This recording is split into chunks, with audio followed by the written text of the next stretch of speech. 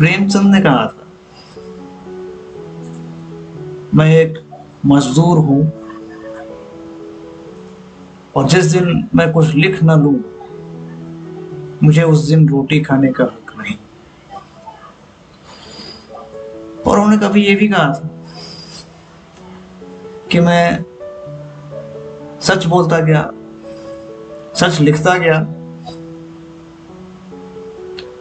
और लोग उसे कहानी समझने लगे।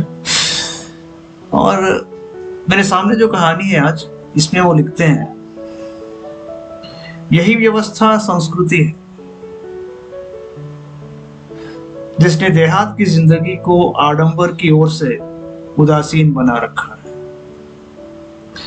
लेकिन अफसोस है कि अब ऊंच नीच की बेमतलब और बेहुदा कैदों ने इन आपसी कर्तव्यों को सौहार्द सहयोग के पद से हटाकर उन पर अपमान और नीचता का दाग लगा दिया है।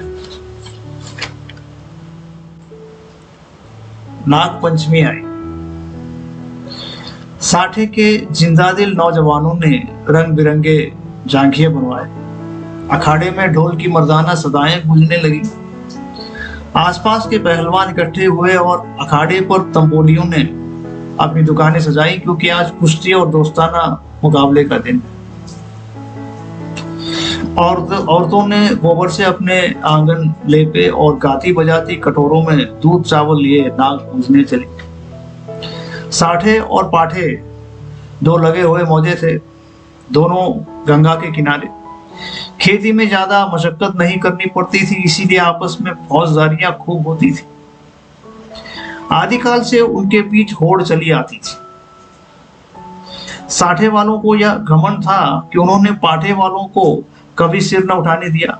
उसी तरह पाठे वाले अपने प्रतिद्वंदियों को नीचा दिखलाना ही जिंदगी का सबसे बड़ा काम समझते थे। उनका इतिहास विजयों की कहानियों से भरा हुआ था। पाठे के चरवाहे यह गीत गाते हुए चलते थे, साठे वाले कायर सगरे पाठे वाले हैं सरदार। और साठे के धोबी गाते, साठे वाले 60 खात के जिनके हाथ सदा तलवार, उन लोगन के जन्म नसाए जिन पाठे मान दीन अवतार। गरज आपसी होड़ का यह जोश बच्चों में माँ दूध के साथ दाखिल होता था, और उसके प्रदर्शन का सबसे अच्छा और ऐतिहासिक मौका यही नाग पंचमी का दिन था। इस दिन के लिए साल भर तैयारियां होती रहती थी। आज उनमें मार्के की कुश्ती होने वाली थी। साठे को गोपाल पर नाच था, पाठे को बलदेव का गर्रा। दोनों सूरमा अपने अपने फरीक की दुआएं और आरजुएं लिए हुए अखाड़े में उतरे। तमाशियों पर चुंबक का सा असर हुआ। मौजे के चौकीदारों ने लठ और डंडों का यह जमघट देखा और मर्दों की अंगारे की तरह लाल आंखें तो पिछले अनुभव के आधार पर बेपता हो गए। इधर अखाड़े में दांव पेच होते रहे। बलदेव उलझता था, गोपाल पैंतरे बदलता था। उसे अपनी ताकत का जोम था, इसे अपने करतब का भरोसा। कुछ देर तक अखाड़े से ताल ठोकने की आवाजें आती रही, तब एकाएक बहुत से आदमी खुशी के नारे मार मार उछलने लगे। कपड़े और बर्तन और पैसे और बताशे लुटाए जाने लगे। किसी ने अपना पुराना साफा फेंका, किसी ने अपनी बोसीदा टोपी हवा में उड़ा दी। साठे के मनचले जवान अखाड़े में पिल पड़े और गोपाल को गोद में उठा। बलदेव और उसके साथियों ने गोपाल को लहू की आंखों से देखा और दांत पीस कर रह गए। 10 बजे रात का वक्त और सावन का महीना। आसमान पर काली घटाएं छाई थी। अंधेरे का यह हाल था कि जैसे रोशनी का अस्तित्व ही नहीं रहा।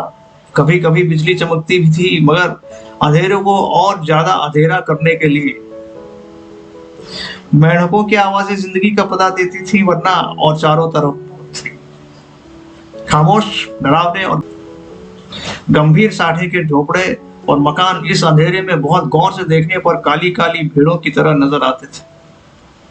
न बच्चे रोते थे, न औरतें गाती थी, पवित्रात्मा बूढ़े राम नाम न जपते थे। मगर आबादी से बहुत दूर कई पुरशोर व नालों और ढाक के जंगलों से गुजरकर ज्वार और बाजरे के खेत थे, और उनकी मेड़ों पर साठे के किसान जगह जगह मड़ैया डाले खेतों की रखवाली कर रहे थे। तले जमीन ऊपर अंधेरा, मीलों तक सन्नाटा छाया हुआ। कहीं जंगली सूअरों के गोल, कहीं नील गायों के रेवड़। चिलम के सिवा कोई साथी नहीं, आग के सिवा कोई मददगार नहीं। तेरा खटका हुआ और चौंके पड़े। अंधेरा भय का दूसरा नाम है। जब मिट्टी का एक ढेर, एक ठूठा पेड़ और घास का ढेर भी जानदार चीजें बन जाती है। अंधेरा उनमें जान डाल देता है।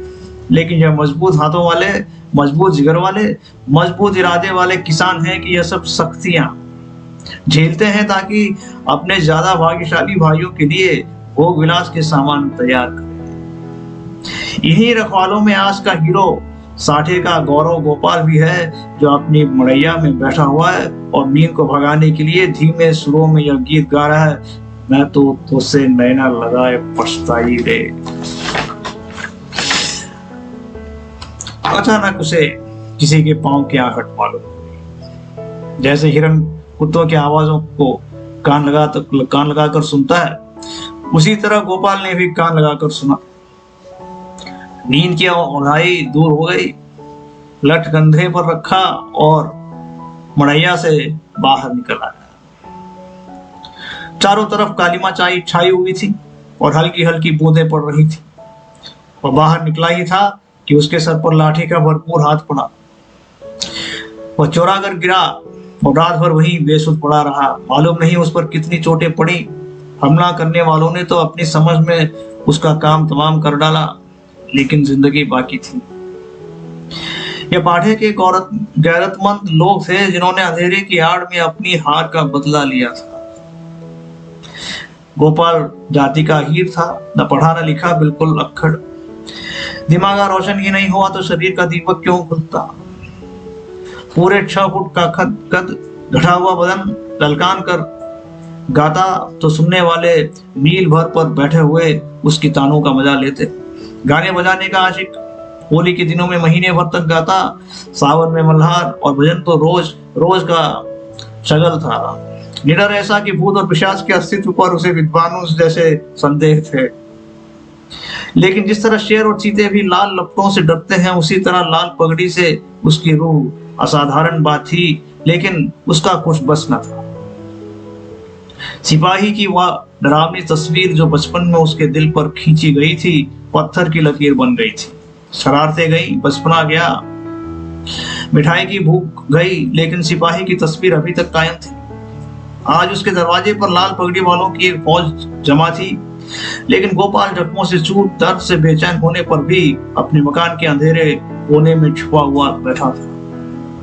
नंबरदार और मुखिया, पटवारी और चौकीदार रोब खाए हुए ढंग से खड़े दारोगा की खुशामद करने लगे।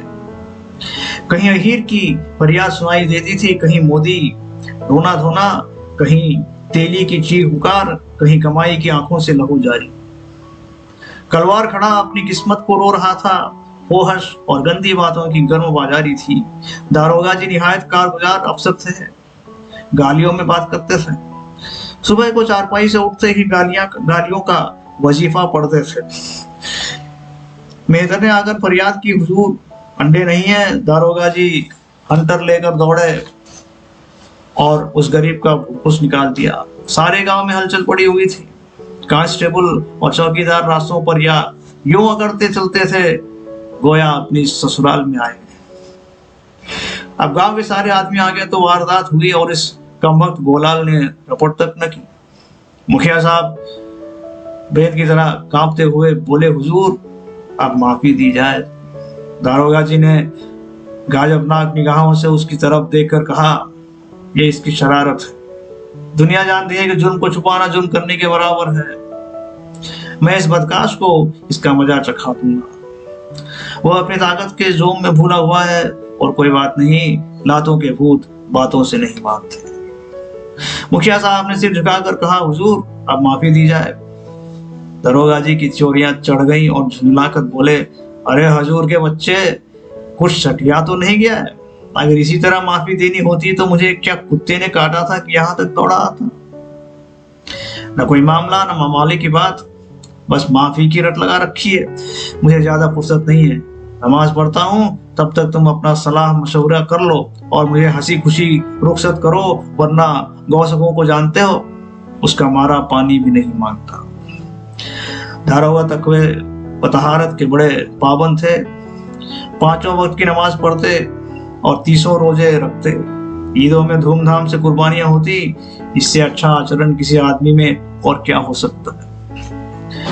मुखिया साहब दबे पांव गुपचुप ढंग से गौरा के पास आए और बोले, दारोगा बड़ा काफिर है, 50 से नीचे तो बात ही नहीं करता। अव्वल दर्जे का थानेदार है। मैंने बहुत कहा, हुजूर गरीब आदमी है, घर में कुछ सुविधा नहीं, मगर वह एक नहीं सुनता। गौरा ने घूंघट में मुंह छिपाकर कहा, दादा उनकी जान बच जाए, कोई तरह की आंच ना आने पाए। रुपये पैसे की कौन बात है, इसी दिन के लिए तो कमाया जाता है। गोपाल खाट पर पड़ा सब बातें सुन रहा था। अब उससे रहा न गया। लकड़ी गांठ ही पर टूटती है। जो गुनाह किया नहीं गया वो दबता है, मगर कुचला नहीं जा सकता। वह जोर से उठ बैठा और बोला, 50 रुपए की कौन कहे, मैं 50 कौड़ियां भी न दूंगा। कोई कदर है, मैंने कसूर क्या किया है। मुखिया का चेहरा फक हो गया। बड़प्पन के स्वर में बोले, धीरे बोलो, कहीं सुन ले तो गजब हो जाए। लेकिन गोपाल बिफरा हुआ था। अगड़कर बोला, मैं कौड़े भी न दूंगा, देखें कौन मेरे फांसी लगा देता है। गौरा ने बहलाने के स्वर में कहा, अच्छा, जब मैं तुमसे रुपये मांगू तो मत देना।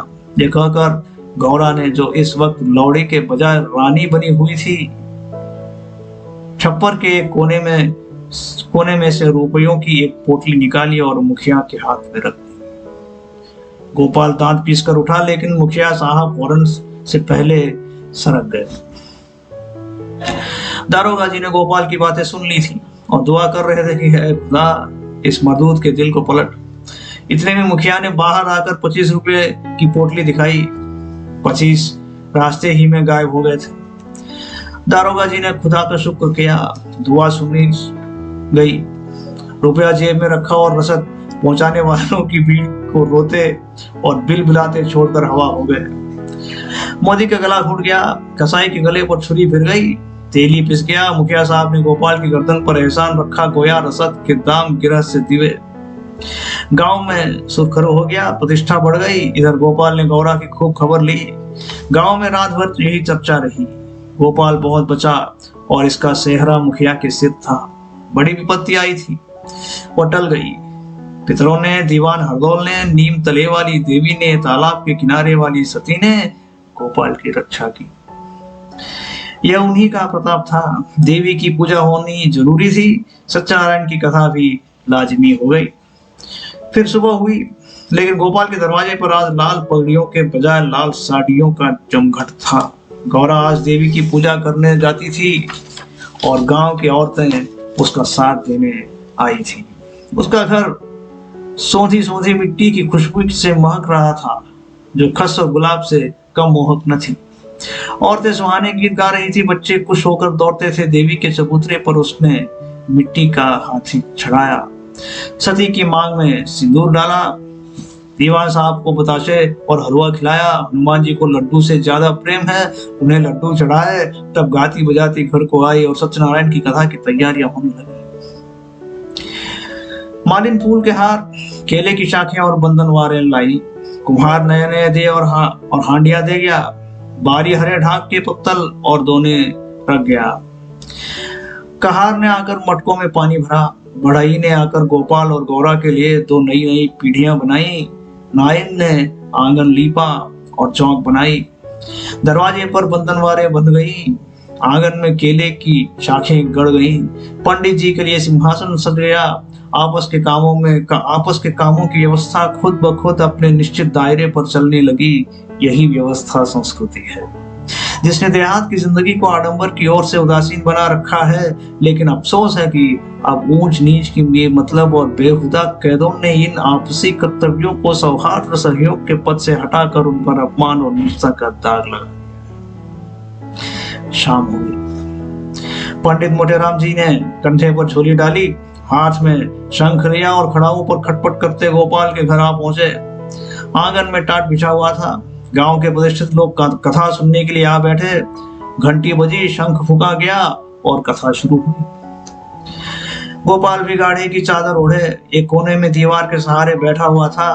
मुखिया, नंबरदार और पटवारी ने मारे हमदर्दी के उससे कहा, सत्यनारायण की महिमा थी कि तुम पर कोई आंच ना आई। गोपाल ने अंगड़ाई लेकर कहा, सत्यनारायण की महिमा नहीं, यह अंधेर है।